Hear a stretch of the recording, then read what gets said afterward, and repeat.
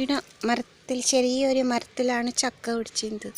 ഇതാ ഈ മരം അങ്ങനെയൊന്നും തടിയില്ല, സപൂരമാണ് ഈ മരം ഇരിക്കുന്നതാ. പൊക്കത്തിൽ കാണുന്ന ചക്ക പിടിച്ചിന്, അതിന് മുകളിലും ചക്ക പിടിച്ചിട്ടുണ്ട്. ഇതാ കാണുന്നുണ്ട് ചക്ക, മുകളിലെല്ലാം ഉണ്ട് ചക്ക. ചെറിയ മരമാണ് ചക്ക പിടിച്ചിന്.